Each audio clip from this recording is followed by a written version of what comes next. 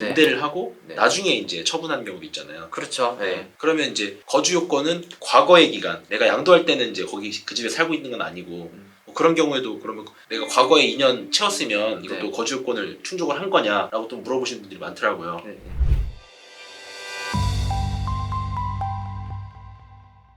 안녕하세요. 세금폭탄 처리반 장민 세무사입니다. 예, 안녕하세요. 이용훈 세무사입니다.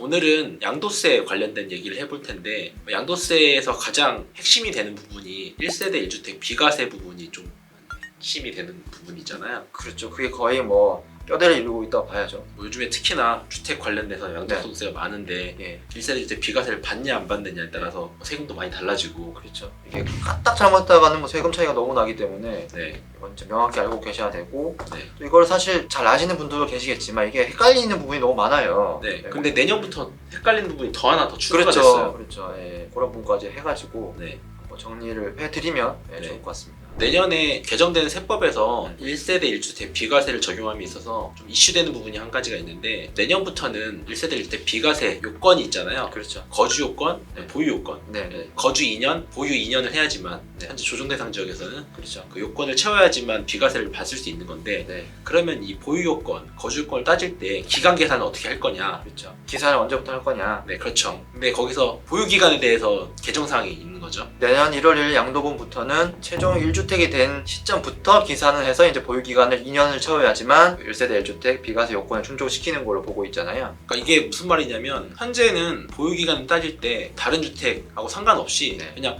해당 주택을 내가 등기한 날, 취득한 날부터 네. 양도한 날까지가 보유 기간이 되는 그렇죠. 거잖아요. 근데 내년부터는 그게 달라진다는 거죠. 네, 그래서 사실 현재 기준으로는 만약에 주택이 세 채 있는데 보유기간이 쭉 2년은 넘었어요. 근데 그럼 내가 최종 1주택을 받기 위해서 나머지 두 채를 미리 팔고 얼마 되지 않고 바로 팔아도 팔 당시에만 1주택이면 되니까 사실은 그거는 이제 2년은 넘을 수 있는데, 내년부터 바뀌는 거는 아예 최종 1주택이 된 상태에서 보유를 2년 해야 된다 이 말이잖아요. 네. 네. 뭐 그러면 제가 이제 저희가 설명은 드렸는데, 네, 사실 네. 말로만 얘기를 하면 네. 좀 이해하시기 어려울 것 같으니까 저희가 예시를 하나 들어가지고 예, 예. 좀 화면에 띄워놓고 좀 네. 설명을 드려보도록 하죠. 이 자료는 부동산 세금 백문백답에 있는 사례 중에 하나인데요. 네, 저희가 숫자를 약간 바꾸긴 했는데 네. 크게 바꾼 건 아니고, 네, 네. 일단은 여기 나와 있는 내용을 가지고 예. 한번 얘기를 해보도록 하죠. 네네. 보시면 일단 14년도 5월 달에 A라는 주택을 하나 취득을 했고요. 그다음에 쭉 계속 보유하시면서 거주하시다가 19년 2월에 B주택을 또 취득하신 거죠. 네. 네, 그리고 나서 쭉 또 기간이 지나오시다가 2021년 4월 달에 B주택을 이제 팔게 되는데요. 사실 이거는 요 B주택은 이제 당연히 좀 과세가 되겠죠. 그렇죠. 네. 1세대 2주택이시니까 예. 뭐 과세가 될 거고, 그렇죠. 만약에 뭐 A주택, B주택이 다 조정 대상 지역이 있었다고 그러면 예. 또 중과도 적용이 그렇죠. 됐었겠죠. 그래서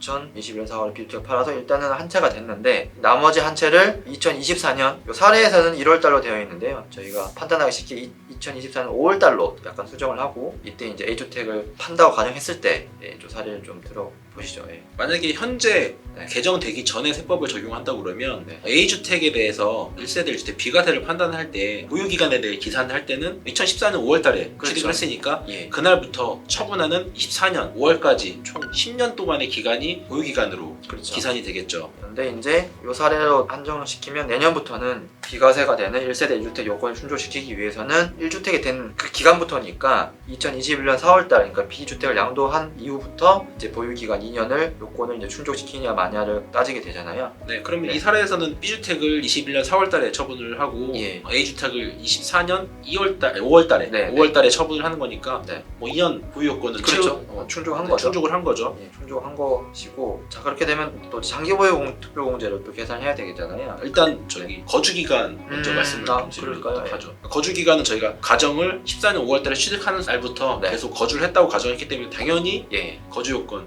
2년도 충족을 그렇죠. 하게 된 거죠. 근데 많이들 오해하고 계신 게, 이 거주 요건도 최종 1주택이 된 날부터 거주 요건을 계산하는 거 아니냐, 그렇게 오해를 하고 계신 분들이 많더라고요. 그렇죠. 똑같이 가야 되는 거 아니냐 이렇게 네. 이제 오해하시는데 그게 아니죠. 그러니까 법에는 보유 기간을 계산할 때 최종 1주택이 된 날부터 계산을 한다라고 돼 네. 있지, 거기에 거주 기간에 대한 계산할 때는 뭐 그런 것들이 언급이 없죠. 그냥 거주 기간은 내가 전입일로부터 이제 전출할 네, 때까지 전출일까지 실질적으로 이제 거주하는 기간을 얘기하는 거죠. 다시 한번 말씀드리면 1세대 1주택 비과세 요건을 충족하기 위한 보유기간이 이제 최종 1주택이 된 날부터 2년인 되는 거고요. 네. 거주 기간은 내가 원래 살고 있던 쭉 옛날부터 살았던 기간을 다 이제 쭉 계산하시면 되시는 거고. 네. 뭐 그러면 그런 경우도 있을 거잖아요. 내가 집을 사서 네. 거주를 하다가 네. 뭐 일정 시간이 지난 다음에 한 2년 넘게 거주를 하다가 예.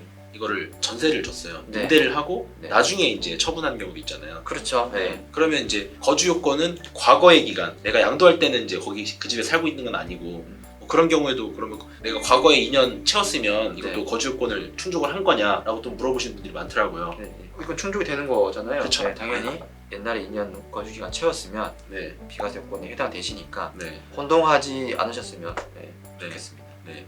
약간 세긴 했는데 이제 그러면 네. 저희가 거주 기간, 네. 보유 기간 이제 네. 얘기는 다 했고 네. 그러면 이제 아까 말씀하시려던 장기 보유 투표 문제. 그렇죠. 사실 이제 대부분 사람 다 아시겠지만 이제 1세대 1주택 비과세 요건 충족하게 되면 고가주택이라고 하면 어쨌든 최대 이제 80%까지 장기보유 투표공제를 받을 수가 있잖아요. 네. 내년부터는 또 장기보유 투표공제 또 계산 방법도 바뀌다 보니까 네. 이 부분은 또 헷갈려하시는 분도 많죠. 내년부터 바뀌는 부분은 네.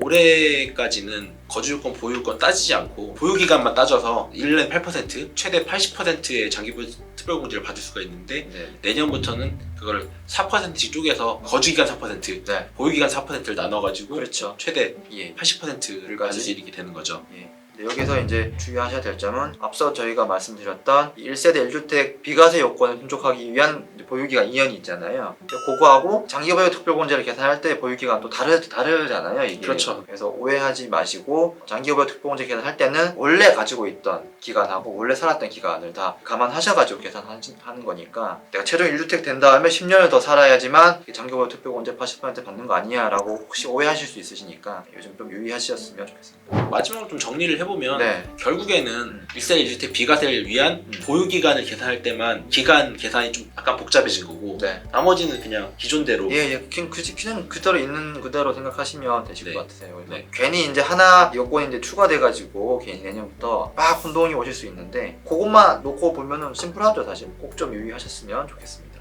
그럼 오늘은 양도세 개정되는 내용 관련해서 말씀을 드렸고요. 그렇죠. 네, 오늘도 저희 영상이 도움되셨다면 구독, 좋아요, 알림 설정 부탁드리겠습니다. 부탁드리겠습니다. 네, 지금까지 세금폭탄 처리반이었습니다. 감사합니다. 감사합니다.